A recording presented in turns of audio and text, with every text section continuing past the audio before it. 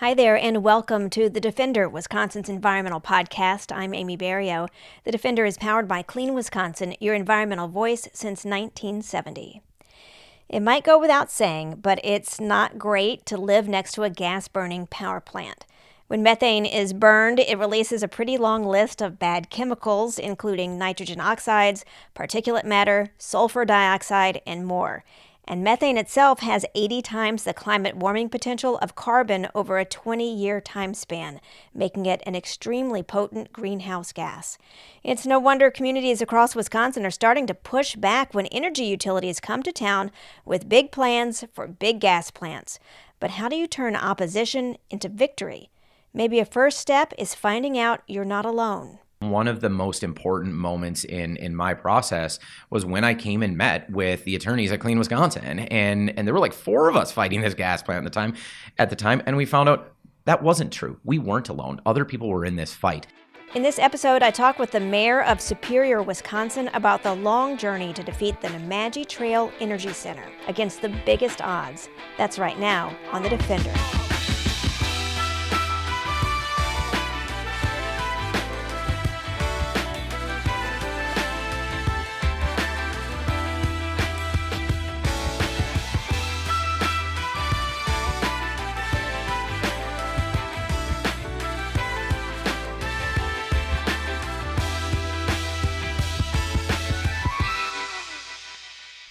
6 years ago, the Public Service Commission of Wisconsin voted to greenlight a major new gas plant in Superior that utilities had named the Nemadji Trail Energy Center.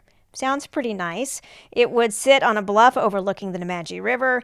It would add 3 million tons of carbon emissions every year and 200 tons of other dangerous pollution like nitrogen oxide and volatile organic compounds. It would also threaten nearby wetlands, pumping millions of gallons of fresh water every day from area aquifers. Later that year, Clean Wisconsin filed a lawsuit to stop the plant, arguing the PSC approved it without adequately considering state environmental standards. But defeating the plant was always an uphill battle, as most environmental fights are, especially since at first many local lawmakers supported it, until they didn't. And today they're calling it over, saying the Nemadji Trail Energy Center isn't going to happen, not because of one big moment or a decisive battle, but because of growing, continued resistance. Joining me is the mayor of Superior, Jim Paine. Jim, thank you so much for being here. Yeah, thank you, and good afternoon or whenever you listen to this. I want to start by asking, take me back to when you first heard about this new gas plant that was being proposed in Superior, I guess maybe a decade ago. How did it all kind of start? So before I was the mayor, I was on the Douglas County Board, and I had a failed run for mayor in 2015, but that helped my community profile. And the next year, I was elected vice chair of the Douglas County Board, and we got a new chair. And so he was brought into economic development conversations and first heard about this gas plant that was going to be built. Didn't have a name yet, just a natural gas plant. And he came to me looking for advice. I wasn't in the meetings and said this was really concerning because it seemed like they were going to turn over all of the revenue to the power company that was building it as an incentive to build it. And he didn't like that. And the argument was, it's going to make so many jobs. And he was the very first person to say, doesn't sound like that many jobs. 25, maybe not even that many full-time jobs. We're going to give up quite a bit for that, millions and millions of dollars. He didn't like it. I told him, listen, if you support it, I won't. And so he held the line. Well, then I was elected mayor the next year, and it really began the way many of these large projects begin. Gas plants, data centers, large utility arrays of any kind start with the word congratulations. We are coming to your community. We have chosen you. And that was the beginning. Did that make you feel special? Congratulations, we've chosen you to build a gas plant in your community? To be perfectly honest, most of what you feel is fear at that point. And I've talked to a lot of elected officials that feel this way. When they sit you down, it's only them in the room, and they are high-powered developers. And especially when you're new to elected office, all they're pitching is the advantages. This would be the largest private development in Douglas County. This is going to bring $1 million a year in direct revenue to your general fund. And oh, by the way, the construction will be union building trades jobs. Opposition to this is one of the worst political moves you can ever make. But don't worry, we know you're an environmentalist. We read your literature. This is part of the environmental movement. This is going to support our development of renewable energy. So you're really helping make the transition of renewable energy. This is the perfect project for environmentalists. And even if not, you're going to be in trouble if you oppose it. So there is a very big carrot and a very big stick. How does it feel to kind of sit in a room with people and have them tell you, if you oppose something, it's going to be a bad political move? And then sort of dangle out these like big time money revenue. I mean, every community wants revenue. What's going through your mind as you're kind of getting pitched and pushed, I guess, to support this big gas plant? Well, you move really quickly to rationalizing it. And that's why I don't really see public officials that support bad projects as the problem. They're really put in a position to do that because well, I said you can feel a lot of fear in that process. That goes away very quickly. You rationalize that very, very quickly, and you start looking at it as an opportunity. I even thought, like, imagine what great parks or river cleanup projects I could do with $1 million a year, and this thing's gonna sail anyways. Let's just go for it. But what comes next is they expect you to do the selling of it. They're not going to do that. And so then you get this like almost prepackaged list of environmental arguments.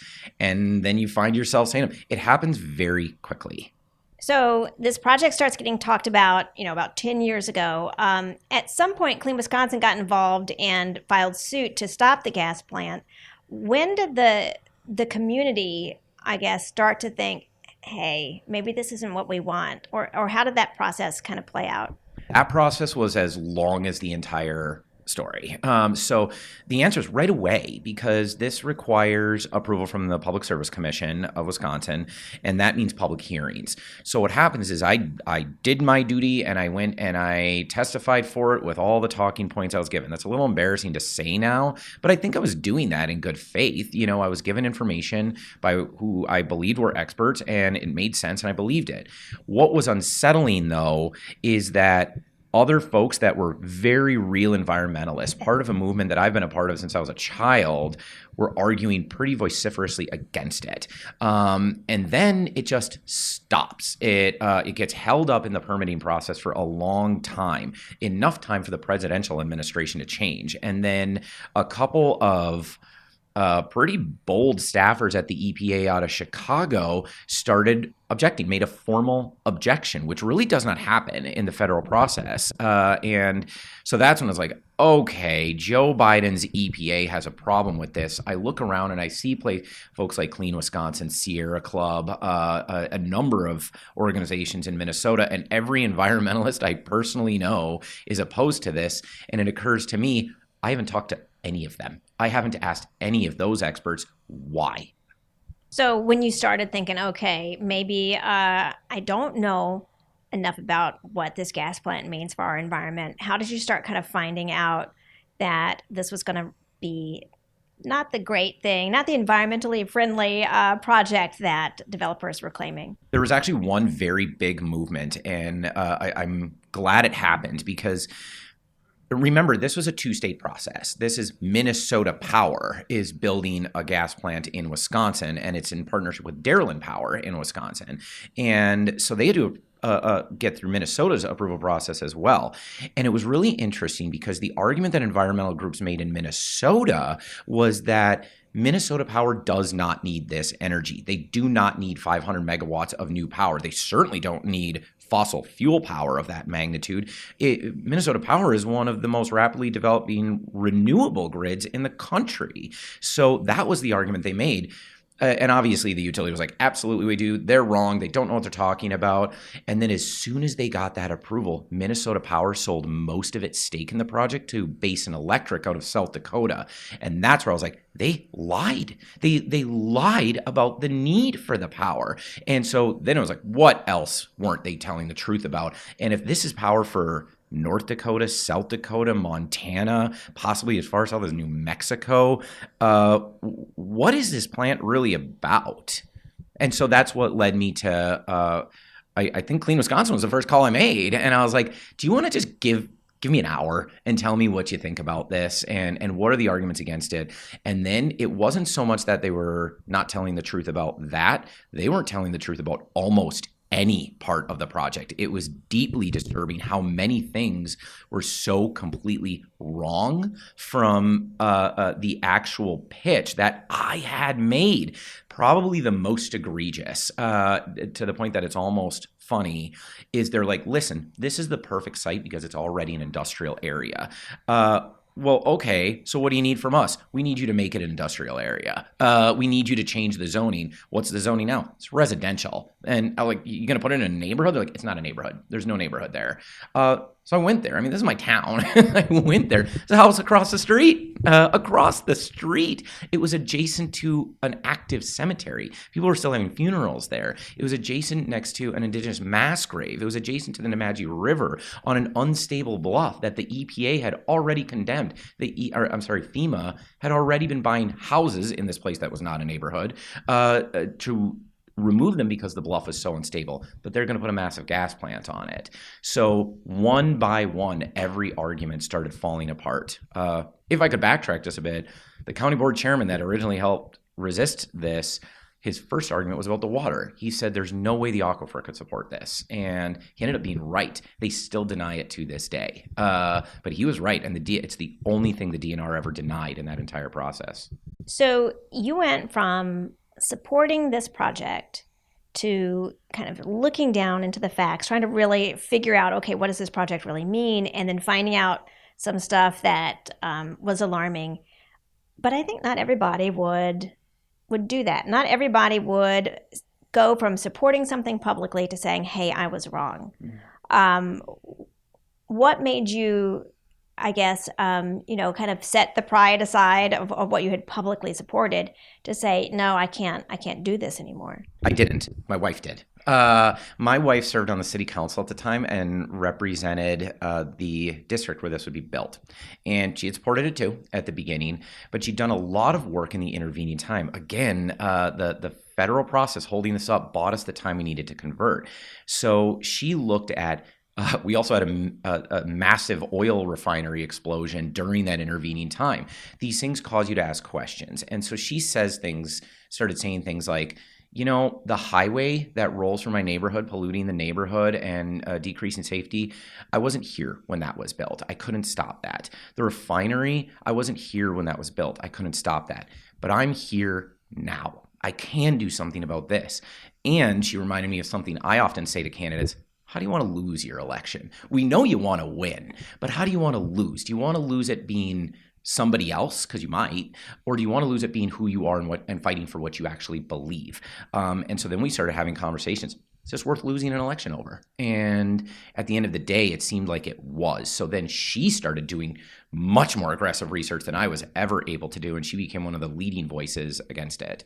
But that simple argument, and a couple of canoe trips with some old environmentalist friends, like, you only get this one opportunity to do the right thing. And if you do the wrong thing, sometimes the consequences can last for decades. As I mentioned earlier, Clean Wisconsin filed that lawsuit saying the Public Service Commission should not have approved this plant under state law.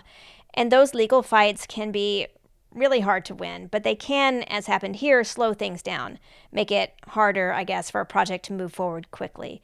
Did you feel like when you finally figured out, okay, this is not something I want in my city, did you feel like you could stop it, that would be achievable? I felt we could win. And so I know there's folks that get in these fights all the time. And the advice that I have is, first, obviously develop a strategy. But if you fight, you can win. It requires a team, it requires a coalition, and it requires a strategy. Look, I'm a United States Marine. I like to fight. That is what we do. And we fight to win, and we never stop. And so the way I looked at this strategy is, Okay, they had some permits already, but those are being contested by folks like Clean Wisconsin, and they were in the courts. There were still appeals process ahead. We had Supreme Court elections that seemed to be going the right way, but there was also a whole federal process. There were other agency permits that were still outstanding. I had dozens of calls I could make. I had dozens of battlefields that I could fight on, and the gas plant needed to win every single one of those fights. They needed to beat Clean Wisconsin in court. They needed to beat them on appeal. They needed to beat them in the Supreme Court. They needed to get their Army Corps permit. They needed to get it today, not years from now. They had an interconnection agreement that the clock was ticking on. They needed to win every single fight. I only needed to win one. And so I just fought them all. So what happened? I mean, because I think that this kind of victory isn't one where it's like, okay, court makes a decision and everything's over, or this black and white thing happens and then we know, you've won this environmental fight. It feels like it's been a long kind of slow push, I guess, against this gas plant until the point where it's just not going to be viable anymore. I mean, is that where we're at, or how did we get there? It's like going bankrupt. It's gradual and then all at once. So there's a series of moments. Keep in mind, there's a lot that happened behind the scenes because we really did pay attention to every single one of those battles. What was the clock on every single permit? So our goal was not necessarily win, just fight long enough until they were done. And which, by the way, is the argument in On War by Karl von Clausewitz, just fight longer than your opponent wants to. And so that was the strategy. But the supporters were fighting pretty hard, too. And one of those people I mentioned earlier that spoke up about this at the very beginning was Nick Ledeen, who eventually ran for city council. So he had been opposed since the jump, and now he was on the council. And so a lot of folks targeted him. The supporters targeted him to lose his election. Well, the vote was coming, the city vote, to rezone the property, to vacate the necessary streets and alleys, to change the comprehensive plan, to allow this at the local level. Now, they said they didn't need our permission, but they were certainly asking for it. So our position was, you do need our permission. So when Nick Ledeen wins his election, his re-election, we immediately moved to the vote. We had gone through the plan commission, we had all the public hearings, and the question was, should we rezone it? The next step would have been a new public hearing to allow the rezoning. We simply declined to allow the new public hearing. We voted no. After that, they still collected permits here and there, but everything starts slowing down. Now, there were some other things that they needed that I'm still not really willing to say because we had some trump cards. They probably know what they are, but we had some final trump cards that we could deploy, but it became clear that to get through us, they would have to sue us too. Meanwhile, Clean Wisconsin's lawsuit is ongoing and it's not looking good for them. And meanwhile, they still don't have their Army Corps permit. They still don't have their federal funding. Every battle was getting longer and it was getting harder for them until they pull the air permit. Now, I said it was done when we said no. Then they pulled the air permit. I'm like, now it's really done. And then when Minnesota Power / Elite was bought by BlackRock, they suddenly just dropped it altogether. They took it off their books. So it just happened very fast when it happened. But our process was about making it harder each day and getting closer to the deadline when it would become impossible. So we just stayed alive long enough to outlive them. So you're supposed to, from the, powers that be perspective, you're supposed to have a gas plant in your community built right now. This thing was supposed to be done pretty much by this year. What would it be like to have that gas plant up and running and burning gas in your community?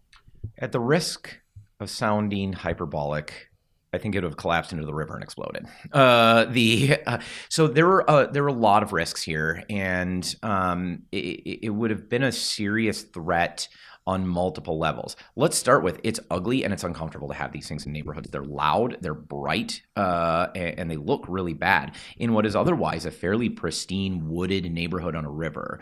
The risk on that bluff was very real. There are gas plants that do explode during construction. That's something we lived through on the oil refinery, and people are sensitive about that. We would have been worried about that every day. The risk of collapse from that bluff was very real. That was recognized by FEMA. We have ordinances against building on that bluff. But it would have meant that as people were burying their dead in that cemetery, as the indigenous community in Superior was trying to reconcile the very real crime against humanity about the mass grave that was there, they would have now lived next to this massive industrial project.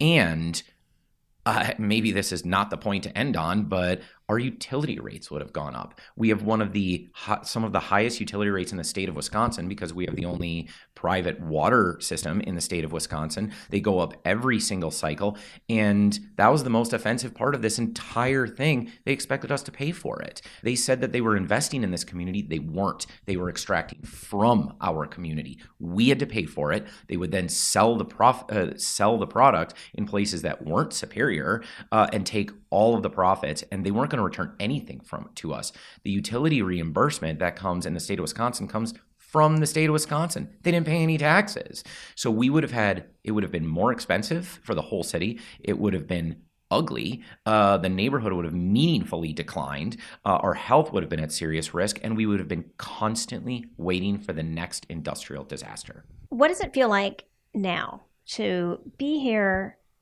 and say, we won? This gas plant did not get built. All this decade of learning and investigating and working and talking to people has, I guess, paid off, or has, ended in a victory. And those things are sometimes really hard to come by. I should say I was late for this interview because I was watching some of the honest to God neighbors, the citizens from the community that organized to stop this gas plant, are now focused on air quality in Superior. And they just did a bang up presentation in front of the DNR to argue that we need better air monitoring in the city. I'm sorry, we need any air monitoring at all in the city of Superior. An oncology nurse, a retired oncology nurse who had no background in the environmental movement whatsoever, became an activist because of this and is taking on the DNR down the street in Madison today. There was no way I was bailing on that presentation. That's what's happening. So the community is activated and they're looking for other ways that we can protect our community and make it better. What's the next threat, but also what's the next opportunity? Now, what I should say, my role, a big part of what I do now is I have to be an ambassador. One of the big advocates we got was Brittany Keys, who fought a gas plant in southern Wisconsin and lost that battle. And so she came right up, traveled across the state to make sure we knew everything that she knew, learned every lesson that she learned so that we could do better. We have that same obligation now for anybody else that's going to take on these fights, and we'll be there for them. That's an important point because this isn't the only gas plant that's ever going to be proposed in Wisconsin. In fact, right now, there are gas plants being proposed all over the place, big ones. And so, I think traditionally gas plants have been painted as they're not so bad. They're not as bad as coal. So how important is it for you to kind of, I guess, to carry the torch that Brittany brought to Superior to get out there and talk to other communities about like what really has to happen to stop one of these things? To be honest, one of the things I struggled with in this entire fight was I'm not really conditioned to oppose things. I don't like stopping things. I don't like tearing things down. I like to build things, and I like to make the community meaningfully better in a way that you can see it. Preservation of wild spaces is very important, but I also want to improve things, and that includes our energy sector. And so what I learned in this process, one of those talking points I mentioned that I carried for the utility was that this is about the transition to a renewable grid. Well, when I started looking at all the falsehoods in their arguments, one of them is like, we've been transitioning for a very long time. They've been using this argument for decades. When have we completed the transition? They're not building gas plants to be better than coal. They're building gas plants because they have natural gas and they need to sell it. They need a market for it. And because the way utilities are set up in the United States, most states anyway, including Wisconsin, is they don't have to pay to build gas plants. We pay. The customers pay for those. It's all profit for them. In fact, we pay and they add a 10% profit for free. What investment is that locked in? Is that guaranteed? So my next goal, I think the next goal for everybody that's a part of this movement is we need to recognize that we have transitioned, that we do have the technology, the funding, the capacity, the organizational ability to power our grid on renewable resources. It's not like we have a choice. We have to do this. But 5 years ago, 10 years ago, that was challenging. We have come so far in that journey. It's time to finish the job. We're moving rapidly. Let's just finish that work. Let's build our communities in a way that they can actually sustain themselves. We now have that opportunity. That's what I've learned. So let's do it. Let's build something great. If you could give advice to a local lawmaker who's in a room with a developer that's pushing a gas plant or a data center or something else that could potentially be harmful for the environment, but they're hearing all these great things and taking in all of this, I think very calculated information that's coming to them, what would you say? What should they do when a project like this comes to town? Don't sit and try and figure this out by yourself. None of us have the courage to do this by ourselves. One of the most important moments in my process was when I came and met with the attorneys at Clean Wisconsin, and there were like 4 of us fighting this gas plant at the time, and we found out that wasn't true. We weren't alone. Other people were in this fight. We needed to meet them. We needed to work with them. And Clean Wisconsin was outstanding. I was walking on a cloud when I left this building because smart, passionate people were in this fight and were with us. In fact, when the tribes joined us in the fight, I was at a State of the Band speech for the Fond du Lac Nation. I said to one of their leaders, like, listen, I really appreciate you supporting us on this and getting in this fight with us. It's nice to not feel so alone. And his response was, hey, we're just happy we don't have to fight you on this anymore. They were there first. Most of the time, if you're going to take on something like this, you're not alone, and you weren't even the first to take it on. You have friends out there. You have allies. Meet them, work with them. I think it's impossible to win any of these battles alone. So, Mayor Paine, thank you so much for taking the time to explain all this and for your great work in Superior. I really appreciate it. Thanks for all the work that you do. Thanks for all your help on this. And we'll catch you the next big project we take on. And thank you for listening to The Defender. For more information on the truth about natural gas, check out the links in the show notes or head to the podcast page on our website, cleanwisconsin.org/podcast. I'm Amy Barrilleaux. Talk to you later.